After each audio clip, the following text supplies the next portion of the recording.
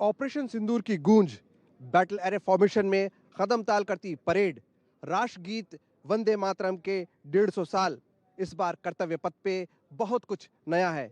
नमस्कार, मैं हूं विशाल बैरिस्टो और आप देख रहे हैं हमारा खास कार्यक्रम आत्मनिर्भर भारत का शंखनाद।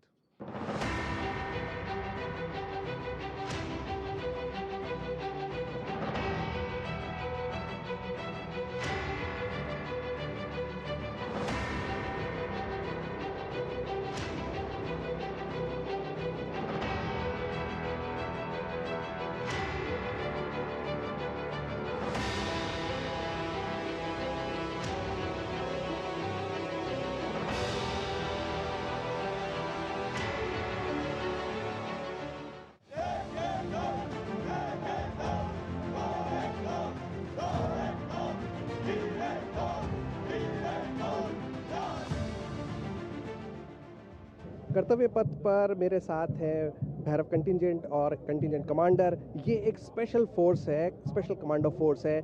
आइए उनसे बात करते हैं और जानते हैं। आप सब ने चेहरों पे मास्क लगा रखा है, ये एक बहुत ही स्पेशल चीज़ है। तो कितनी तैयारी की थी आपने आज के दिन के लिए? आज के दिन के लिए हमने अपना खून पसीना ही किया है। हमें 2 महीने से हम अपनी इन प्रिपरेशंस के लिए 26 जनवरी रिपब्लिक डे परेड पर जो मार्च पास्ट होनी है उसके लिए हम पिछले 2 महीने से हम प्रैक्टिस कर रहे हैं और हमने बहुत बार रिहर्सल्स और हम इस चीज़ के लिए तसल्ली से तैयार हैं। इससे पहले हमें यह गौरवान्वित मौका मिला था कि हमने आर्मी डे परेड पे भी ये सेम परेड की थी, तो हम इसके लिए पूरी तरह से तैयार हैं।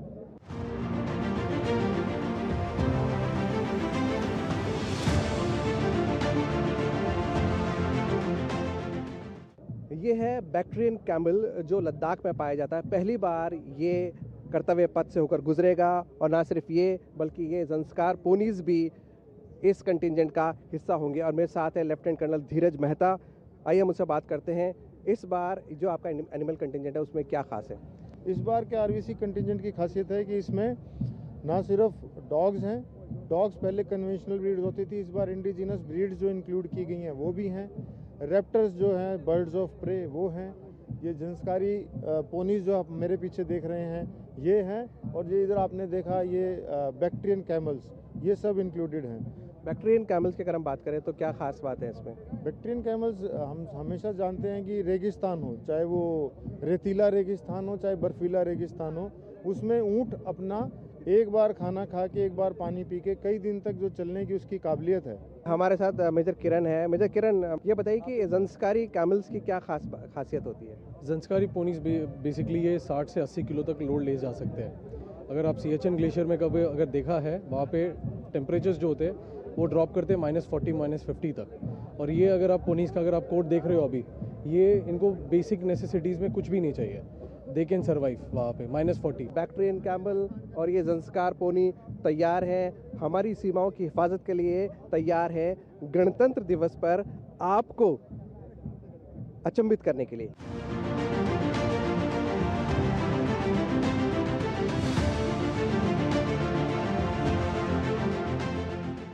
कर्तव्य पथ पर इस बार बहुत कुछ अनोखा देखने को मिलेगा।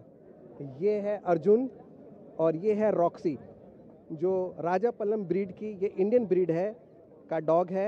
4 रैप्टर्स और 22 डॉग्स इस बार परेड में हिस्सा ले रहे हैं। और मेरे साथ है लेफ्टिनेंट कर्नल धीरज मेहता, जो कि रीमाउंट वेटनरी कोर के कंटिजेंट कमांडर हैं। आइए हम उससे बात करते हैं। कर्नल मेहता, कितनी ज़बरदस्त तैयारी है, क्योंकि लॉट ऑफ एक्सपेक्टेशन आपके कंटिजेंट से? हमारे डॉग्स हर समय रोज़ इनकी ट्रेनिंग की जाती है, तो और अभी परेड के तौर पे हम बहुत दिनों से ना सिर्फ इनके चलने की, इनकी किटिंग की हम अच्छी तैयारी के साथ आए हैं। और आर्मी डे परेड में भी हमने पार्टिसिपेट किया है। इंडियन ब्रीड्स में आपने इंट्रोड्यूस किए, फर्स्ट टाइम किया है?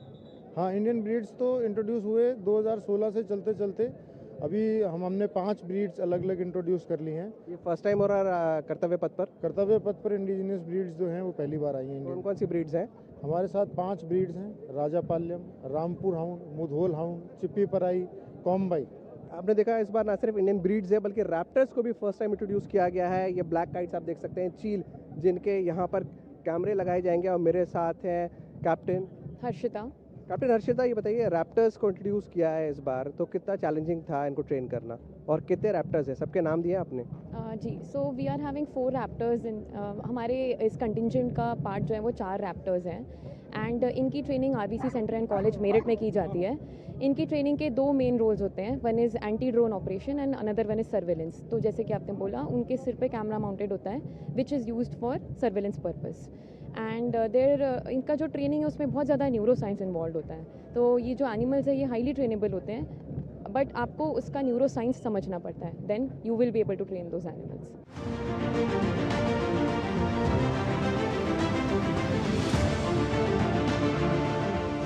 मेरे पीछे है ये रोबोटिक म्यूल जिस पर ये वेपन लगा है, और ये पार्ट है स्पेशल कंटिजेंट का। मेरे साथ है लेफ्टिनेंट कर्नल राम विनोद, हम उनसे बात करते हो जानते हैं। कर्नल विनोद, अगर हम स्पेशल कंटिजेंट की बात करें तो क्या क्या है इस बार? इस बार हम स्पेशल फोर्सेस कंटिजेंट में सारे जितने भी न्यू जनरेशन इक्विपमेंट हमारे स्पेशल फोर्सेस में इंडक्ट हुए हैं पिछले 1-2 साल में, वो इस बार हमने रिपब्लिक डे परेड में दिखाया है। जैसे कि आप देख सकते हैं यहाँ पे हमने 8 रोबोटिक म्यूल इस बार हम टैक्टिकल ट्रेलर्स में हम दिखा रहे हैं, जिसके ऊपर 2 तरीके के वेपन्स हमने माउंट किया है। एक है टेबोर असॉल्ट राइफल और एक है नेगेव एलएमजी। इसमें हमने रिमोट ट्रिगर मैकेनिज़्म भी हमने इनोवेट करके इसको हमने मॉडिफिकेशन के साथ हमने माउंट किया है, जिसको हम 10 या 100 मीटर के रेंज पे हम उसको विदाउट ह्यूमन इंटरवेंशन हम इसी को सिर्फ रोबोटिक म्यूल को अंदर बेच के हम इसको फायरिंग मैकेनिज्म को हम ऑपरेट कर सकते हैं, जिससे हम अपने जवान के जान को हम बचा सकें।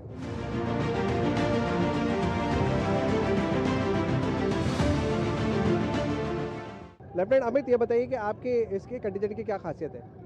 सर, ये मिक्स स्काउट्स कंटिजेंट है। इसमें 6 स्काउट पार्टिसिपेट कर रही हैं, जो कि हैं Ladakh scouts, Arunachal scouts, Kumaon scouts, Garhwal scouts, Sikkim scouts and Dogra scouts. आप पहली बार कर्तव्य पथ पे आ रहे हैं? हाँ सर, मिक्स स्काउट्स कंटिजेंट ये हिस्टोरिक डेब्यू है सर, रिपब्लिक डे परेड 2026 में। क्या खासियत है आपके कंटिजेंट की?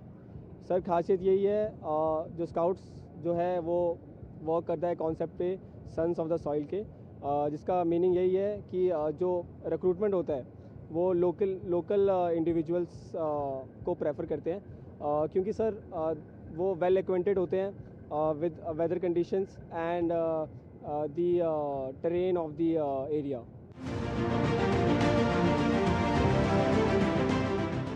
जमीन को छोड़कर अब चलते हैं आसमान पर और दिखाएंगे आपको किस तरह से भारतीय थल सेना अपाचे हेलीकॉप्टरों के साथ बनाएगी आसमान में गरुड़ फॉर्मेशन।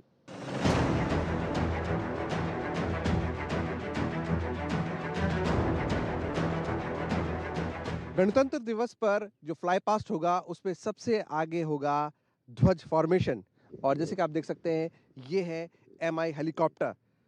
4 MI हेलीकॉप्टर ध्वज फॉर्मेशन में आगे बढ़ेंगे। सबसे पहले होगा हमारा तिरंगा, उसके बाद आर्मी, नेवी और एयरफोर्स के जहाज पीछे पीछे चलेंगे और ऊपर से गुलाब की पंखुड़ियों की बारिश करेंगे। कैसे होगा ये और इसके पीछे क्या तैयारियां चलती है, आइए चलते हैं और आपको दिखाते हैं।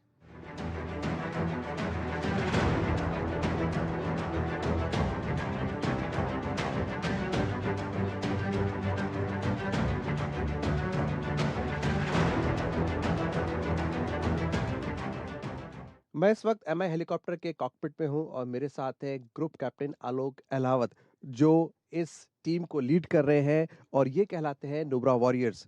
1987 में नुब्रा वॉरियर्स की स्थापना हुई। खास बात यह है कि पहला शॉट कारगिल वॉर में इन्होंने ही फायर किया था, नुब्रा वॉरियर्स ने। आपने पिछली बार भी फ्लाई किया, किस तरह का जोश है इस बार भी? इस बार फिर से पूरी टीम कंप्लीटली जोश के साथ भरी हुई है, और कई महीनों से हम लोग बहुत हार्ड वर्क के साथ में बहुत तैयारी में लगे हुए हैं, एंड काफ़ी एक्साइटेड हैं कि एक अच्छा डिस्प्ले इस बार फिर से करेंगे। और अब बात करते हैं ध्वज फॉर्मेशन की टीम से, और मेरे साथ हैं विंग कमांडर ए खंडूरी, जो कि इसके सेकंड इन कमांड हैं। कितनी प्लानिंग आप लोगों ने की है ताकि टीम के साथ पूरा प्रॉपर आपका कॉम्बिनेशन बना रहे? देखिए, ये ध्वज फ्लाई पास्ट का जो मिशन होता है बहुत कॉम्प्लेक्स मिशन है, तो इसके लिए हम लोग तैयारी कई महीनों से कर रहे हैं। टेक्निकल टीम जहाज़ प्रिपेयर कर रही है और हमारे पायलट्स कई हफ्तों से इसकी प्रैक्टिस कर रहे हैं, जिसके लिए हम लोग पहले बहुत डिटेल में ब्रीफिंग करते हैं, हर एक पॉइंट को डिस्कस करते हैं।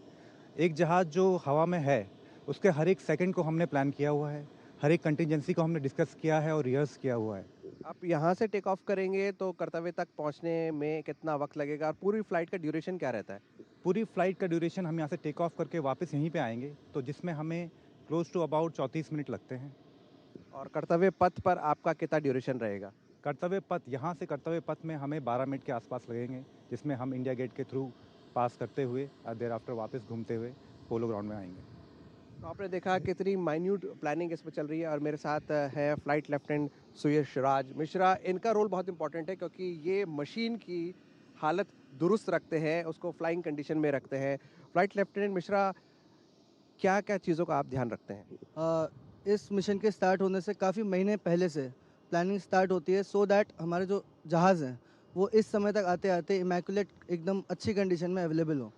और इसके साथ साथ जो ग्राउंड इक्विपमेंट्स हैं, अदर जो टेस्टर्स हैं, टूल्स हैं, उनकी सबकी प्लानिंग एंड मेंटेनेंस बहुत उन महीनों से चल रही होती है। दूसरा, इवन जो आप देखोगे जो फ्लावर पेटल्स जो ड्रॉप हो रही हैं वहाँ पे अभी, उनकी भी मल्टीपल लेवल पे टेस्टिंग होती है, चेकिंग होती है, इंस्पेक्शंस होते हैं, और मेंटेनेंस टीम ने बहुत एफर्ट मारा है सो दैट ये एक सक्सेसफुल इवेंट हो। स्क्वाड्रन लीडर सुधीर, फॉर्मेशन के बारे में किस तरह से प्लानिंग चलती है और आसमान में उसको किस तरह से एग्जीक्यूट किया जाता है? 4 जहाज़ों का इनका फॉर्मेशन कटार फॉर्मेशन में उड़ेगा, जिसका कॉल साइन ध्वज रहेगा। ये बहुत ही क्रिटिकल फॉर्मेशन होता है बिकॉज इसमें नंबर 2 जो होता है वो मेंटेन करता है line astern position with respect to leader, and 3 and 4 starboard and port echelon. Moreover जो मेंबर्स होते हैं वो 50 मीटर से भी कम डिस्टेंस के अंदर उड़ते हैं, जो कि बहुत ही ज़्यादा क्रिटिकल हो जाता है, जिस वजह से पायलट्स का सिचुएशनल अवेयरनेस होना, कंपोजर, काम रखना बहुत ज़रूरी हो जाता है, और इसके लिए बहुत ही हाई स्किल्स की ज़रूरत होती है। तो जैसे कि आपने सुना, ये पूरी टीम पूरी तरह से तैयार है और पूरे जोश के साथ ये तैयार है कर्तव्य पथ के लिए। आपका जोश कैसा है?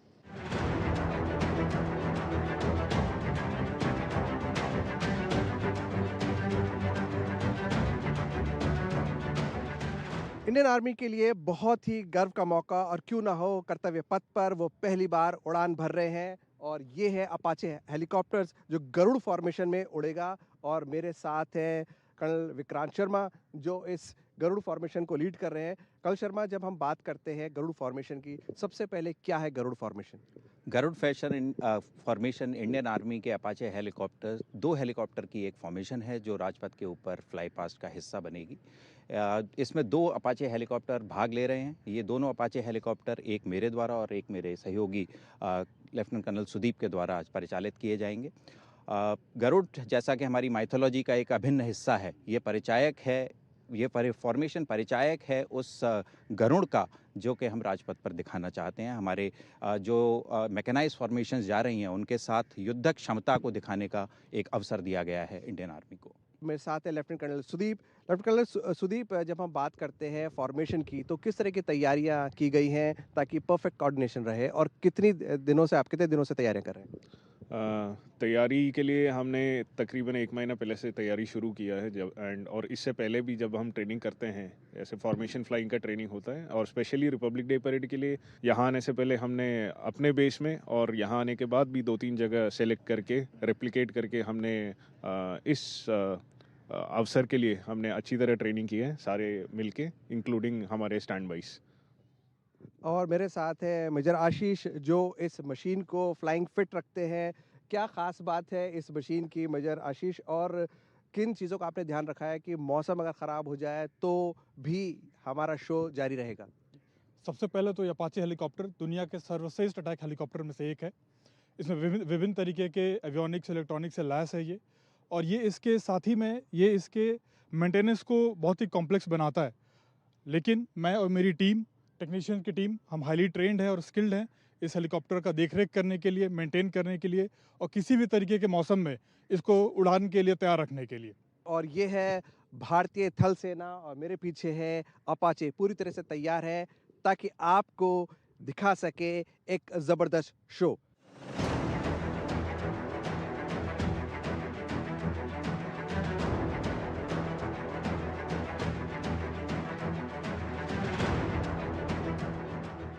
ऑपरेशन सिंदूर की गूंज इस बार करते हुए पथ पर जोर से सुनाई देगी और क्यों नहीं, ऑपरेशन सिंदूर में भारत की सफलता को हमारी फौजें इस बार करते हुए पथ पर दिखाएंगी। मेरे साथ है general officer commanding Delhi area जो तीसरी बार परेड को लीड कर रहे हैं, लेफ्टिनेंट जनरल भवनीश कुमार। ये मेरे लिए सौभाग्य की बात है कि तीसरी बार मेरे को ये परेड लीड करने का मौका मिला है और इसकी सभी ने मिलके बहुत अच्छे से तैयारी की है।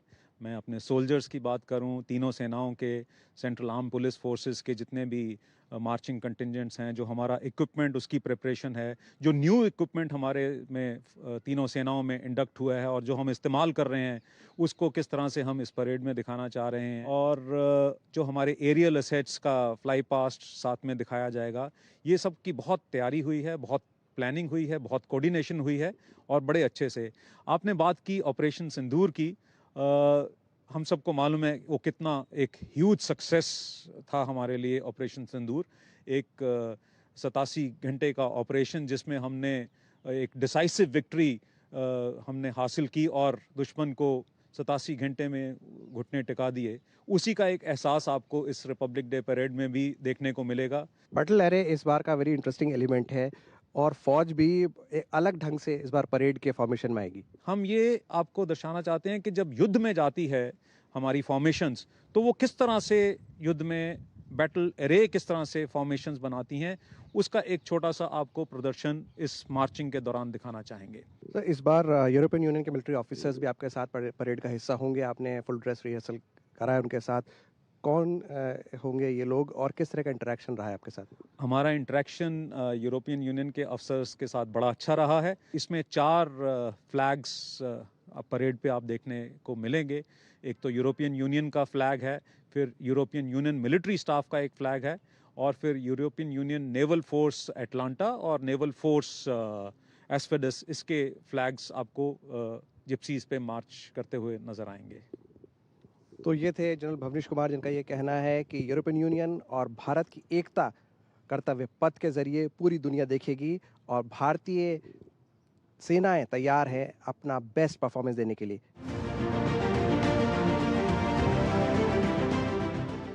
ये है भारतीय नौसेना का शानदार टैब्लो, जय से विजय जैसे हमारे प्रधानमंत्री ने कहा।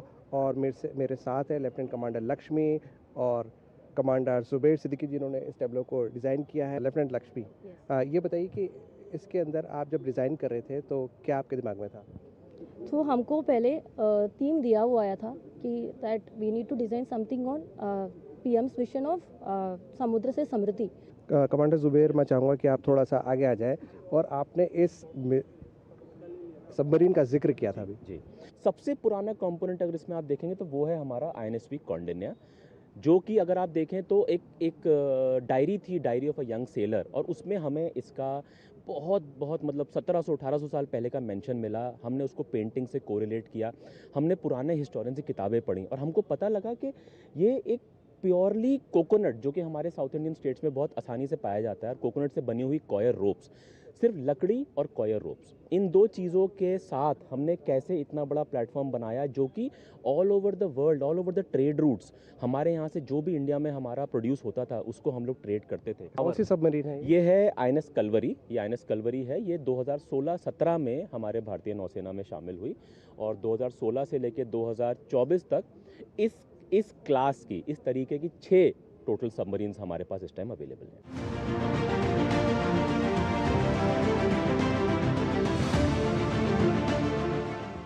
हमारी प्रिपरेशन पिछले 2.5 महीने से हम इस ऐतिहासिक इवेंट के लिए तैयारी कर रहे हैं। फर्स्ट वीक ऑफ नवंबर में हम सब दिल्ली में आ गए थे। सब जितने भी कंटिंजेंट के मेंबर्स हैं, सारे ऑफिसर्स, सारे जवान, सब नेवी की अलग अलग ब्रांचेस से, अलग अलग कमांड से आए हैं सिलेक्ट होकर। आपने बताया 20 स्टेट से इनको इंक्लूड किया गया है, तो कितना डिफ़िकल्ट था और चैलेंजिंग था कि एक 20 स्टेट से आ रहे हैं और फिर आप एक मार्चिंग दस्ता बना रहे हैं? देखिए डिफ़िकल्ट तो था, बट हमारा भी हमेशा यही एम रहा है कि बेस्ट ऑफ बेस्ट को हम मेन डे के लिए तैयार करेंगे। तो अगर सबका साथ में वही एम है तो मुसीबतें और डिफ़िकल्टीज़ बहुत छोटी लगती हैं। ऑपरेशन सिंदूर की सफलता इस बार कर्तव्य पथ पर भी देखने को मिलेगी और ख़ास तौर से फ्लाई पास्ट में, क्योंकि इस बार इंडियन एयरफोर्स के साथ इंडियन आर्मी और इंडियन नेवी भी फ्लाई कर रहे हैं। हमारे साथ है विंग कमांडर राजेश देसवाल, आइए उनसे बात करते हैं। ये सीमलेस इंटीग्रेशन को दिखाएंगे आप, वो कितना इम्पोर्टेंट रहेगा और कितना ख़ास रहेगा?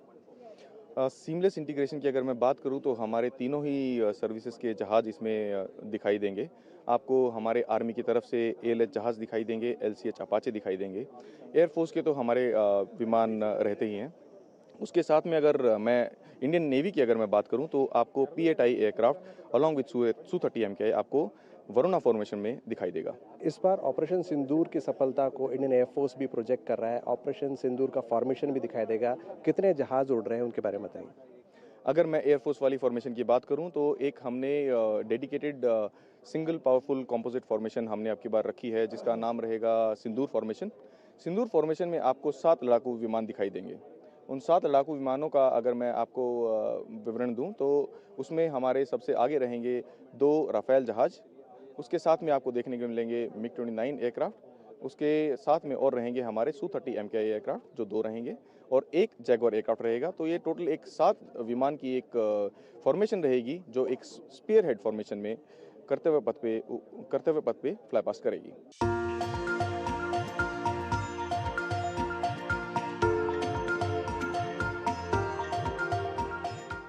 अखबार, रेडियो, टेलीविज़न और ये है बॉक्स ऑफिस।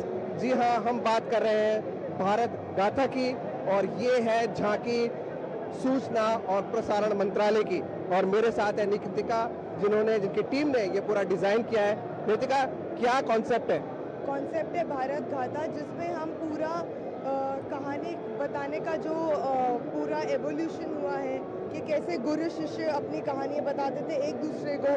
देन वो हम ट्रांसलेट हुआ पूरे गणेश जी ने कैसे वो लिखित में उसको कन्वर्ट किया। देन धीरे धीरे जो हमारा रेडियो, टेलीविज़न, जो हमारा धीरे धीरे एवोल्यूशन हुआ फ्रॉम वर्बली टू राइटिंग, और सुनने में रेडियो इन्वेंट हुआ। फिर हमने प्रिंटिंग मशीन का विकास हुआ। सैटेलाइट से हम टीवी तक पहुंचे। टीवी से जब कैमरा का इन्वेंशन था, वहाँ से हमारा ब्लैक एंड वाइट मूवीज़, फिर हमारा इन्वेंशन हुआ बॉक्स ऑफिस का। India has a long tradition of story telling, not from now, it's a timeless tradition. So if you think of it, earlier it was shruti, सुनने का, listening. By listening, that was how the oral tradition passed. The storytelling was all about oral tradition. Later it became kriti, likhna. So the first written script, as we believe, it was when Ved Vyas told the story of Mahabharata, and Sri Ganesh, he wrote it. So that was again a kriti, likhne ka tradition. That later how newspaper involved, how the leaflets, people wrote on the leaflets, Tamrapatra, and how later again it evolved into radio, the audio tradition, the Drishti tradition. Then the television came, then the AI came, and finally it was Waves, which was a futuristic vision of Prime Minister Narendra Modi to say how India's tradition has evolved into a futuristic journey and how India is marching forwards in this area.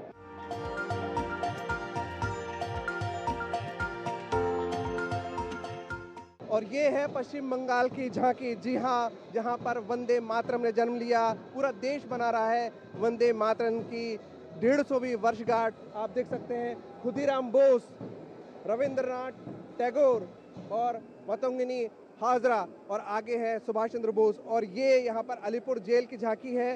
क्या नाम है आपका? मेरा नाम भरत शर्मा है और मैं character कर रहा हूँ ब्रिटिश आर्मी का। और जितने भी यहाँ फ्रीडम फाइटर हैं उन सब के ऊपर मैं अत्याचार करके दिखा रहा हूँ, जैसे इन लोगों ने किस तरह से आज़ादी को करा था और हमने किस तरह से इनके ऊपर अत्याचार किया था, उस चीज़ को मैं यहाँ शो कर रहा हूँ। वंदे मातरम के 150 साल पूरे हो रहे हैं और आप दिखा रहे हैं किस तरह से भारत ने गुलामी की जंजीरों के खिलाफ लड़ाई लड़ी। हम हम दिखा रहे हैं कि अंग्रेज लोग जो बंगाली औरतें हैं उस पर अत्याचार कर रहे हैं और वो लोग अबला नारी अपने आप को बचाव कर रही है। इसी थीम को हम लोग दिखा रहे हैं। राष्ट्रपति भवन से लेकर कर्तव्य पथ तक 50 से ज्यादा कैमरे चप्पे चप्पे पर तैनात हैं। दूरदर्शन के लोग दिन रात मेहनत कर रहे हैं और खराब मौसम के बावजूद पूरी कोशिश है ताकि आप तक पहुंच सके गणतंत्र दिवस का शानदार प्रसारण।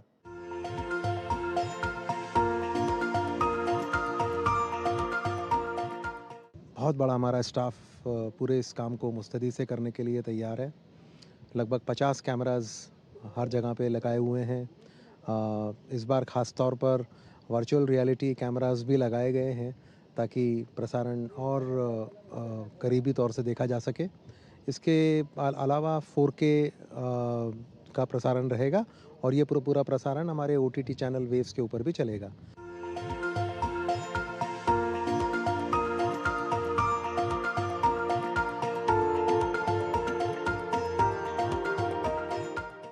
पिछले कई दशकों से प्रसार भारती, आकाशवाणी और दूरदर्शन मिलकर रिपब्लिक डे परेड को लोगों तक पहुंचाते रहे हैं और हर साल हम अपनी तैयारियों में कुछ ना कुछ और इजाफा करते हैं। इस बार जो नया इक्विपमेंट हमने पिछले 1-2 साल में ख़रीदा है उसके इस्तेमाल करके हम एक तो फुल 4K में जो पूरा कवरेज है उसको लाइव स्ट्रीम करेंगे हमारे वेव्स OTT पर, और इसके अलावा जो हमारा नेटवर्क है, जो दूरदर्शन का नेटवर्क है और प्लस जो दूसरे चैनल्स हमसे फीड लेते हैं उसमें HD में ये पूरा का पूरा कवरेज दिखाया जाएगा।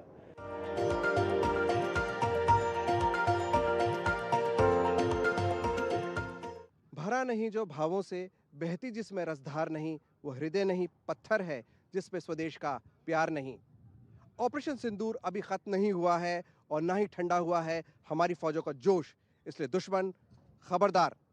उम्मीद है आपको हमारा ये कार्यक्रम पसंद आया होगा। फिलहाल मुझे और मेरी कैमरा टीम को दीजिए इजाजत। आप देखते रहिए DD न्यूज़।